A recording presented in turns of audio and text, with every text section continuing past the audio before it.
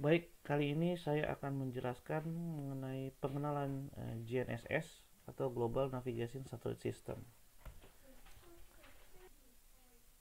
Kebutuhan akan informasi lokasi saat ini sudah menjadi sangat penting, ya. Apalagi seiring perkembangan zaman, penentuan lokasi menjadi lebih canggih lagi, diawali dengan penggunaan ilmu astronomi hingga kepada saat ini menggunakan satelit. Nah, GNSS atau Global Navigation Satellite System adalah teknologi berbasis satelit yang digunakan untuk penentuan posisi atau lokasi suatu objek serta waktu dalam satuan ilmiah di bumi. Kita lihat sejarahnya, GNSS ini awalnya dikembangkan oleh Amerika Serikat, dimulai sekitar tahun 1973, di mana satelit pertama diluncurkan sekitar tahun 1978. Nah, awalnya GNSS ini digunakan untuk kalangan militer hingga tahun 1983 dibuka untuk kepentingan sipil. Nah, sampai saat ini GNSS ini terdapat beberapa macam, ya. Ada GPS, Global Positioning System. Ini adalah sistem navigasi yang dibuat oleh Amerika. Lalu GLONASS atau Global Navigation Satellite System yang dibuat oleh Rusia. Kemudian Beidou dibuat oleh Cina. Kemudian Galileo ini dimiliki oleh Uni Eropa. Bagaimana dengan pasar pengguna GNSS?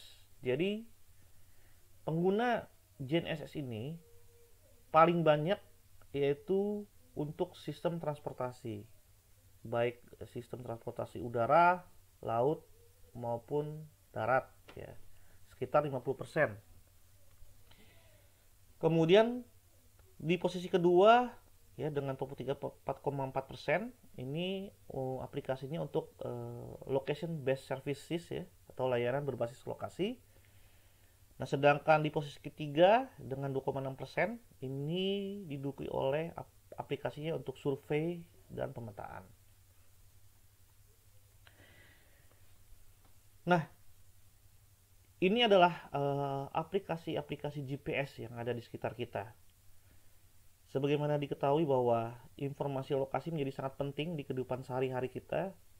Misalkan kita ingin mengetahui uh, posisi lokasi kita ada di mana sehingga kita tidak tersesat, gitu ya. Atau kita ingin menuju ke lokasi yang kita inginkan, maka kita dapat menggunakan teknologi-teknologi yang ada. Sebagai contoh, misalkan di smartphone, ya, kita sudah mengenal yang namanya aplikasi Maps, di mana aplikasi Maps ini menggabungkan atau mengintegrasikan GIS dan GNSS, ya, sehingga kita bisa melakukan navigasi, yaitu untuk menentukan rute ke menuju lokasi yang kita inginkan. Nah, itu sebenarnya integrasi antara GIS dengan GNSS, di mana GNSS digunakan untuk mendetek lokasi kita berada, GIS nanti digunakan untuk menganalisis rute yang nanti akan kita lalui atau rute tercepat yang kita akan tempuh menuju lokasi yang kita inginkan. Nah, smartphone ini sebenarnya di dalamnya ini sudah mengandung GPS receiver. Nah, GPS receiver yang umum digunakan itu mungkin kita bisa kenali seperti perangkat yang paling kanan ini, ya.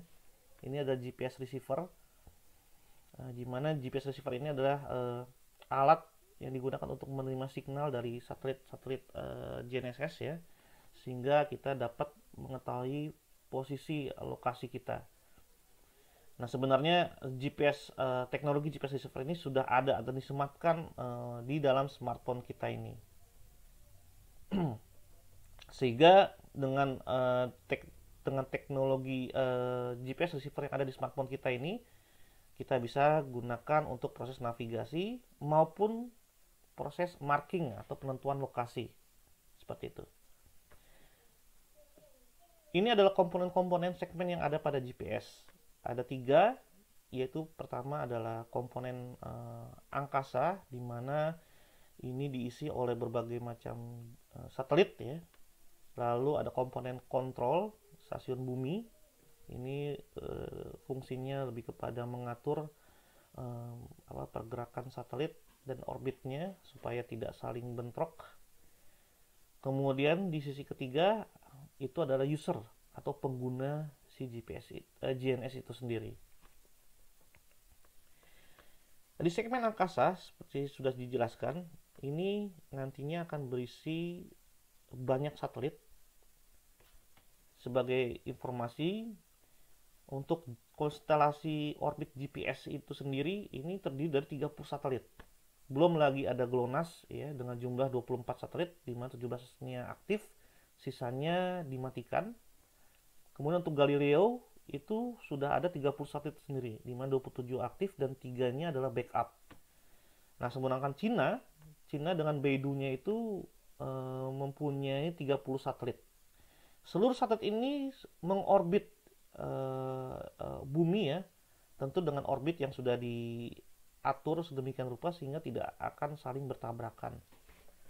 Nah, kemudian satelit ini melintasi permukaan bumi dengan ketinggian di atas sekitar 20.000 ya kilometer. Nah, sedangkan di sisi user, kita untuk mengetahui posisi lokasi kita dengan akurat ya, maka kita membutuhkan yang namanya GPS receiver. Di mana GPS receiver ini adalah alat penerima sinyal. Biasanya bentuknya ya berupa alat seperti ini ya. Atau saat ini sekarang sudah semakin canggih ya. Tidak harus alat GPS receiver seperti ini. Bahkan jam tangan pun sudah mulai menggunakan teknologi GPS receiver. Tidak hanya jam tangan ya, ada juga foto kamera ya. Ada juga yang menggunakan atau membenamkan alat GPS receiver, atau saat ini biasa digunakan untuk memonitoring aktivitas kita ya, atau aktivitas anak ya. Itu ada tuh namanya sensor GPS receiver. Nah, bentuknya bisa sampai kecil ya. Ya, bisa digunakan untuk melacak, alat pelacak seperti itu. Nah, posisi dari yang diekstrak dari alat receiver kita ini, tentu akurasinya dipengaruhi oleh seberapa banyak signal satelit yang diterima. Umumnya minimal ada 4 satelit ya yang harus kita terima signalnya agar akurasinya menjadi tinggi. Bila mana akurasinya rendah ya, tentu ini disebabkan karena pertama, jumlah signal yang diterima sedikit. Itu bisa jadi karena kita terhalang oleh bangunan kompak gitu ya, atau misalkan di dalam suatu bangunan terkadang signal itu tidak bisa menembus. Nah, inilah kesulitannya kalau kita misalkan mau memetakan objek-objek yang terhalang, seperti misalkan kita mau memetakan jalur di dalam goa ya, di mana akses sinyal itu tidak bisa kita dapatkan. Nah, itu mustahil kita menggunakan GPS gitu ya. Kemudian error akurasi ini bisa terjadi juga karena efek dari atmosfer ya. Cuaca buruk dan sebagainya mengakibatkan signal tidak mampu diteruskan ke dalam receiver kita. Seperti itu. Nah, dalam konteks pemetaan, tentu ada beberapa tipe ya receiver yang digunakan. Tadi sudah dijelaskan ya, ada yang GPS receiver sipil seperti ini, biasa digunakan untuk navigasi atau pemetaan atau GPS receiver ini. Dimana GPS receiver yang ini nih akurasinya bisa sampai 3-6 meter. Nah, untuk kepentingan geodetik ya atau pengukuran yang presisi, nah, alat receivernya beda lagi, yaitu GPS geodetik. Nah, alat ini tentu harganya mahal, bahkan bisa sampai ratusan juta. Karena GPS ini memiliki ketelitian yang sangat tinggi, lebih tinggi daripada GPS navigasi ya. Ketelitiannya bahkan sampai bukan meter atau sentimeter lagi, tapi sudah milimeter. Jadi GPS geodetik ini beda ya, karena eh, mereka GPS ini, alat ini mampu diantaranya mampu menerima multi signal ya. Jadi tidak hanya misalkan GPS saja yang diterima, mungkin bisa sampai signal dari satelit Galileo, GLONASS dan lain sebagainya, yang menyebabkan akurasi atau perhitungan titiknya itu menjadi lebih presisi. Nah, umumnya GPS geodetik ini terdiri dari dua alat, yaitu base station dan rover. Nah, jadi GPS geodetik ini umumnya digunakan metode Differential Global Positioning System atau DGPS, di mana ini merupakan sistem atau cara untuk meningkatkan akurasi, yaitu dengan penentuan lokasinya itu saling dikoreksi sehingga titik pengukuran titiknya itu menjadi lebih akurat. Dengan sistem ini maka alat navigasi ini nanti akan saling terkoreksi ya, kemudian bisa menghasilkan nilai koordinat yang lebih akurat. Nah, ini adalah perbandingan. Misalkan kalau kita ingin melakukan pemetaan menggunakan teknologi GNSS dengan terestrial. Jadi kelebihan kita kalau kita menggunakan GNSS pertama adalah penentuan posisi tidak bergantung terhadap keterkaitan antar titik. Ini berbeda kalau kita menggunakan terestrial, misalkan teodolit ya, di mana dalam proses penentuan lokasinya ini memperhitungkan jarak dan sudut antar titik, sehingga ini akan sulit ya kalau kita mau melakukan penentuan posisi atau pemetaan dengan area yang luas ya atau area yang jauh ya. Nah, sedangkan GNSS itu bisa. Kita bisa melakukan pemetaan dengan area yang luas atau pengukuran jarak yang jauh namun dengan ketelitian yang tinggi. Itu kelebihan keduanya. Nah, kemudian kelebihan ketiga tentu GNSS ini dapat diakses secara gratis tanpa harus dipungut oleh biaya. Oke, itu adalah materi singkat terkait dengan konsep dari teknologi GNSS. Sesi berikutnya ini kita akan coba menggunakan atau mempraktekkan penggunaan GNSS. Sederhananya kita akan gunakan smartphone kita. Tadi sudah saya jelaskan bahwa smartphone itu sebenarnya sudah dibenamkan perangkat GPS receiver, sehingga memungkinkan kita untuk bisa melakukan atau mendapatkan suatu informasi lokasi. Namun kemampuan dari aplikasi yang sudah ada di dalam smartphone kita itu dibatasi. Jadi kemampuan untuk GNSS itu sendiri ada banyak ya. Pertama, kita bisa melakukan fungsi navigasi, tracking, dan marking. Nah, sedangkan di smartphone kita itu hanya bisa melakukan fungsi navigasi saja. Tracking dan marking itu belum bisa. Artinya, untuk bisa mendapatkan fungsi tersebut kita harus menginstal atau mencari perangkat pihak ketiga. Nah, dalam hal ini kita akan coba gunakan aplikasi namanya Avenza Maps. Nah, Avenza Maps ini tersedia secara gratis gitu ya. bisa di-download di Play Store dan bisa di-install baik di Android maupun di iOS. Jadi kelebihan dari Avanza Maps ini kita bisa melakukan import peta, sehingga misalkan kita mau melakukan survei di mana backgroundnya itu adalah peta yang sudah kita buat. Nah, jadi kita bisa buat dulu nih petanya itu sebagai background atau latar di dalam ArcGIS gitu ya. Kita ekspor nanti menjadi PDF, lalu kita import ke dalam Avanza Maps.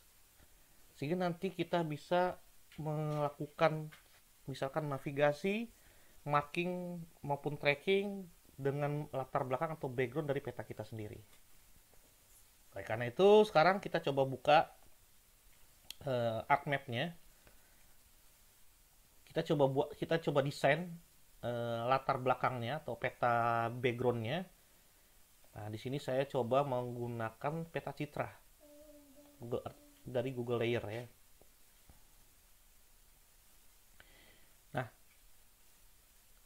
sebenarnya tidak hanya data atau ini ya, background citra satelit yang bersumber dari Google Imagery ini, kita juga bisa menambahkan misalkan citra data-data lain, dataset lain ya, berupa peta, katakanlah peta geologi, peta jenis tanah ya, sehingga nanti latar belakang dari maps background dari GPS kita itu muncul peta-peta yang sudah kita set seperti itu.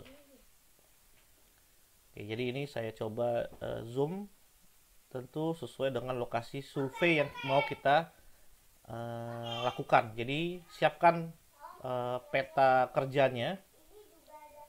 Peta kerjanya ini nanti adalah peta kerja yang akan dijadikan atau kita akan import ke dalam maps, ke dalam Avanza Maps, kira-kira seperti itu. Oke, ini sudah saya buat seperti ini. Artinya kita juga bisa sebenarnya menambahkan layer-layer lain ya. Tapi untuk saat ini saya coba buatkan backgroundnya cukup citra satelit ini saja. Kemudian langkah selanjutnya kita bisa lakukan proses export map.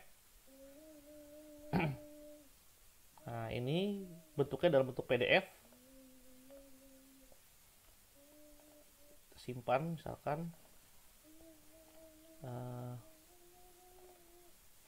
peta kerja, dan pastikan formatnya PDF karena si Avanza Maps ini bisa membaca format PDF. Kemudian masuk ke tab Advance, pastikan terchecklist ya Export Maps Georeference Information-nya. Artinya peta PDF yang nanti akan kita ekspor di dalamnya sudah terdapat metadata terkait dengan geo information-nya atau koordinatnya. Jadi tidak perlu lagi kita georeference ya. Jadi PDF-nya itu sudah berkoordinat, ibaratnya seperti itu. Kemudian kita simpan.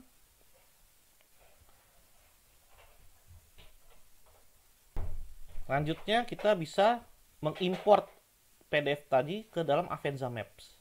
Selanjutnya kita copy peta kerja PDF tadi ini ke dalam memori di handphone kita.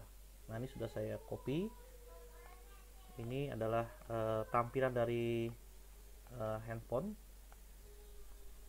Nah, kemudian untuk aplikasinya ini bisa kita download ya secara free di Play Store, Avanza Maps ini. Nah, seperti ini. Jadi bisa diinstal. Nah, ini tampilan utamanya. Ini karena saya sudah pernah membuka, jadi tampilannya seperti ini. Tapi harusnya sama saat kita menginstal pertama kali. Nah, kemudian kita bisa menambahkan datanya dengan klik tombol plus ini, lalu unduh atau import peta. Nah, muncul seperti ini. Kemudian dari lokasi penyimpanan kita klik ini. Kemudian saya menyimpan PDF ini ada di dalam memori SD, kartu SD. Kemudian peta di dalam folder peta kerja. Nah, ini dia PDF-nya. Kita bisa buka. Ya. Nah, memang untuk versi free ini kita dibatasi hanya 3 peta saja untuk diimport. Ya. Jadi tidak masalah. Jadi kalau memang harus banyak peta, ya kita bisa membeli yang versi pro, atau ya tidak, kalau tidak ya kita ganti-ganti saja saat mengimportnya. Nah, ini proses importnya. Nah, sudah selesai, kita bisa double klik, itulah tampilannya. Ya. Ini kita bisa lihat. Nah, ini adalah posisi lokasi dari GPS saya ya. Kebetulan memang peta ini saya buat tepat posisinya ada di lokasi tepat saya saat ini berdiri. Jadi memang peta ini sengaja harus dibuat ya, yaitu untuk menggambarkan lokasi area yang akan kita tuju untuk disurvei, seperti itu. Nah, ini kita bisa lihat ya, ini posisi saya. Karena saya ada di dalam bangunan saat saya membuat video ini, maka mungkin akurasinya tidak terlalu bagus ya. Tapi sebenarnya tepat persis di sini ya. Tidak terlalu jauh ya. Posisi saya ada di sini nih. Posisi saya ada di sekitar sini. Jadi memang walaupun di dalam bangunan memang akurasinya bergeser, tapi tidak terlalu melenceng jauh. Seperti itu. Nah, sekarang bagaimana cara proses markingnya? Jadi enaknya kalau kita menggunakan Avenza Maps ini ya, nah kita bisa memplotnya itu tidak harus kita berdiri di objek yang mau kita plot. Beda ceritanya kalau kita menggunakan GPS receiver yang bukan dari smartphone ya. Artinya kita harus berdiri tepat di lokasi objek tersebut, lalu kita memplot. Nah, sedangkan kalau kita pakai Avenza ini, kita tidak harus mengeplot tepat di lokasi objek itu sendiri. Jadi kita bisa mengeplot sesuai dengan kursor yang ada pada tampilan maps ini, ya. Nah, misalkan saya mau ngeplot, saya sudah tahu ya posisi saya berdiri di sini. Nah, kemudian saya tahu ini ada pos satpam ya. Saya bisa plot misalkan posisi pos satpam di sini, ada jalan memang betul. Nah, posisi pos satpam ada di sekitar sini. Jadi saya bisa plot menggunakan tombol ini. Tombol mark. Nah, kita bisa beri nama misalkan pos satpam. Ya, kemudian kita bisa melakukan foto. Kita bisa memfoto objeknya. Kemudian kita bisa berikan deskripsinya.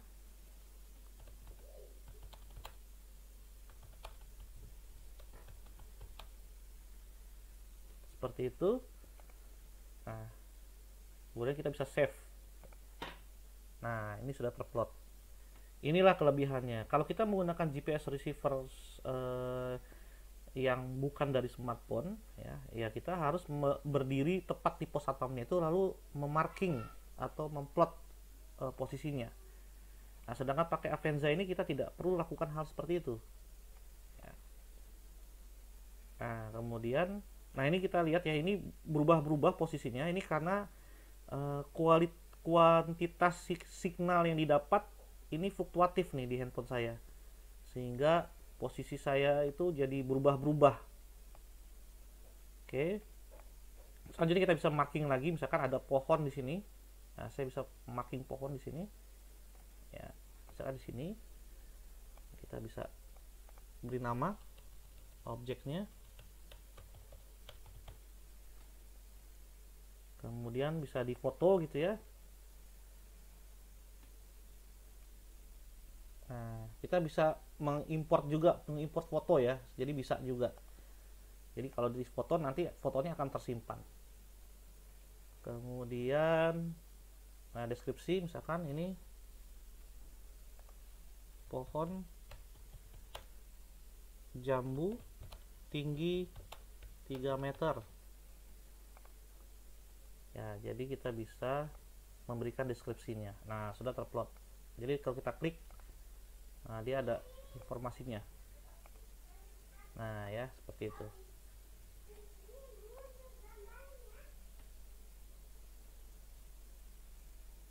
Kita bisa juga melakukan gambar dan ukur. Nah, ya. Jadi kita juga bisa melakukan penggambaran dan pengukuran nih. Nah, ini dia. Kita bisa ukur panjangnya, ya. Nah, ini sekitar 0,3 mil. Kita bisa setting ya satuannya, misalkan meters. Nah, di sini kita akan dapatkan satuannya dalam bentuk meters, ya. Kalau sudah, kita bisa klik tombol checklist. Nah, ini adalah garis yang sudah kita buat, ya. Jadi kita bisa menggambar atau sekaligus mengukur suatu objek, ya, dengan cara diklik.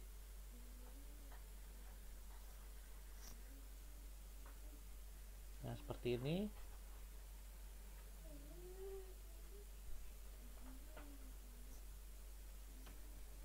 Ya. Klik OK. Nah, itulah contoh penggunaan software Avenza Maps untuk melakukan marking dan penggambaran. Selanjutnya, kita bisa mengekspor hasil marking kita ini atau hasil penggambaran kita ini ke dalam software GIS. Nah, caranya klik tombol ini,